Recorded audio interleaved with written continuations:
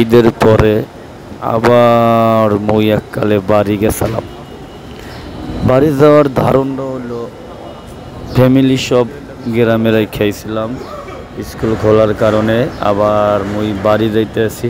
তো ভাবলাম যেহেতু লঞ্চে যাবো তাহলে বাস ভাড়া বেশি দেয়, আবার এই গরমের মধ্যে বাসে যাওয়ার চাইতে মগো মাননীয় প্রধানমন্ত্রী যে একটা মেট্রো করছে না, ওইটাতে মুই এককালে মনে করেন সদরঘাটের কাছাকাছি যাবো, একেবারে 20 মিনিট আধা ঘন্টা সময় লাগবে।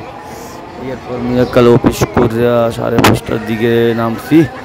বাসায় যাইয়া গোসল করে এরপর ওষুধ তেলা পোকার ওষুধ দিয়া এরপর মুই এককালে ফ্রেশ হইয়া 6:30টায় বাজে মুই মেট্রো রেলে উঠলাম। এই দেখেন মেট্রো রেল।